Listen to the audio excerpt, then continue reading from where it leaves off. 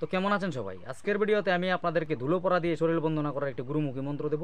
তো কী এরকম মন্ত্র, কী তার প্রয়োগ বিধি, সেটি জানতে হলে ভিডিওটি মনোযোগ সহকারে শেষ পর্যন্ত দেখুন। এমনই সব ভিডিও পেতে আমাদের চ্যানেলটিকে সাবস্ক্রাইব করুন, পাশে থাকা বেল আইকনে ক্লিক করুন। তো চলুন শুরু করা যাক।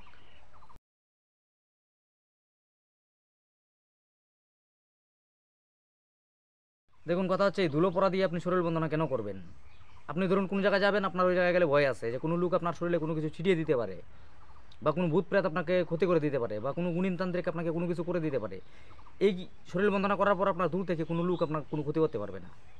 এটা প্রয়োগ করার জন্য আপনি করবেন কি, আপনার উঠান থেকে, মানে আঙ্গিনা থেকে বাড়ির 3 আঙ্গুল দ্বারা, এই বৃদ্ধাঙ্গুষ্ঠ, মধ্যমা, অনামিকা, এই 3 আঙ্গুল দ্বারা 1 চিমটি মাটি বা ধুলো তুলে নেবেন উঠানের মাঝখান থেকে। এবার ওটা তুলে ডান হাতের তালুতে রাখবেন, ওই ধুলো বা মাটিটা রেখে মন্ত্রটি একবার বলবেন, ফু দিবেন। এভাবে 3বার মন্ত্র বলে 3টা ফু দিবেন। দেওয়ার পর আপনার শরীরে কপালে একটা ছোটো করে টিপের মতো লাগিয়ে দিবেন ওই মাটি দ্বারা। এবার আপনার সারা শরীরে ওই ধুলো মেখে বা মাটি মেখে আপনি চলে যাবেন আপনার কাছে। কোনো গুণিনতান্ত্রিক বা কোনো ভূত প্রেত আপনার ক্ষতি করতে পারবে না। তো চলুন মন্ত্রটি দেখে নেওয়া যাক।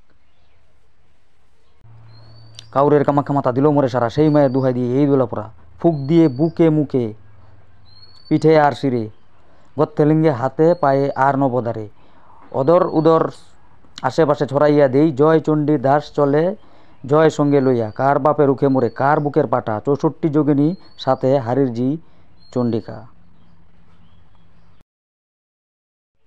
তো এই ছিল মন্ত্র। আজকের ভিডিওটি এইটুকু ছিল। কোনো অংশ যদি বুঝতে পারে না থাকেন সেটা কমেন্টে লিখে যাবেন। ভিডিওটি যদি ভালো লাগে একটি লাইক করে যাবেন। এই তথ্য আপনার আশেপাশে জানানোর জন্য তা শেয়ার করতে পারেন। আমার সঙ্গে যোগাযোগ করতে হলে ডিসক্রিপশনে দেওয়া নাম্বারে ফোন অথবা হোয়াটসঅ্যাপ মেসেজ করতে পারেন। দেখা হচ্ছে আগামী পর্বে, ততক্ষণের জন্য ভালো থাকবেন।